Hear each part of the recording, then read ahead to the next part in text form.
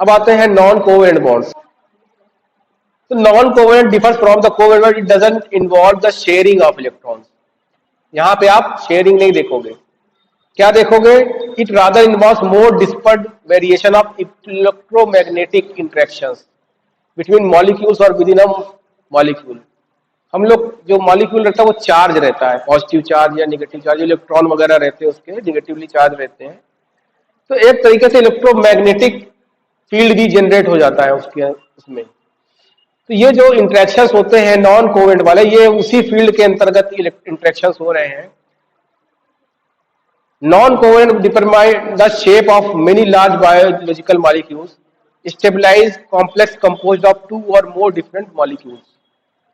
तो यहाँ पे 4 main types of non covalent bond जो है दिए गए हैं। आयनिक बॉन्ड्स,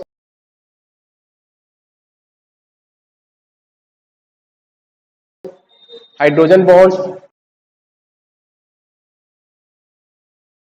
वंडरवॉल इंटरेक्शंस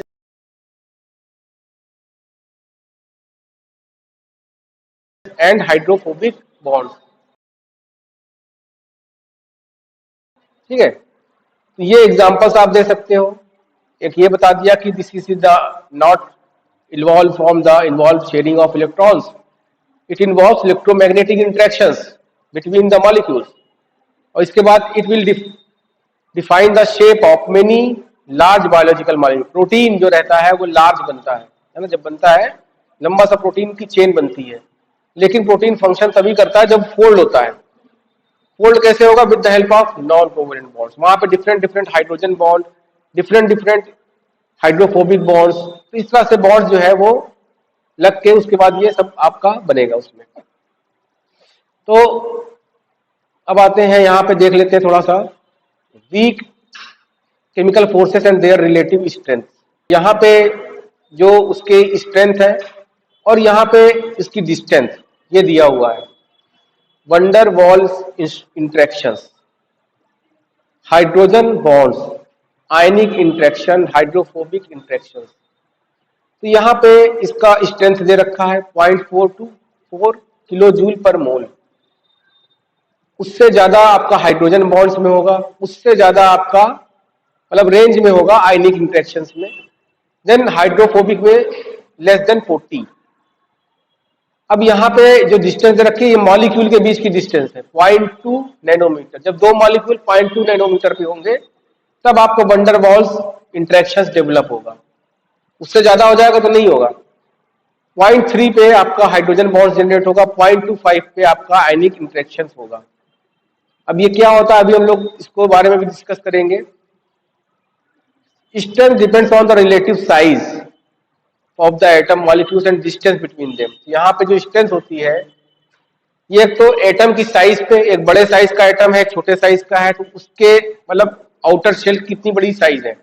एक हाइड्रोजन है उसका छोटा शेल होगा, ऑक्सीजन है उससे बड़ा होगा, और जब हैवी मेटल ले लोगे तो और बड़ा हो जाएगा वो। तो इस तरह से शेल बड़ा होता जाएगा, तो उसके ऊपर ये सारा कुछ डिपेंड करता है, रिलेटिव साइज इसकी जो स्ट्रेंथ रहती है। और greater the area of stronger the interaction. फिर यहाँ पे रिलेटिव से proportional to polarity of hydrogen bond donor and bond acceptor. Hydrogen bond किसके साथ जुड़ा है? एन के साथ जुड़ा है, सी के साथ जुड़ा है, ओ के साथ जुड़ा है। हाइड्रोजन किसके साथ जुड़ा है उसके आधार पे इसकी पोलैरिटी डिस्क्राइब होती है कि वो ज्यादा खींचेगा, कम खींचेगा उसके साथ। तो उससे उसकी more polar atoms from more stronger bonds, hydrogen bonds. फिर यहाँ पे strength also depends on the relative, यहाँ पे भी रिलेटिव पोलैरिटी होगी। आयन तो आपको पता है कि क्या होता है आयंस। तो some ionic interactions are also hydrogen bonds. Hydrophobic force is a complex phenomena determined by the degree of structure of water disorder.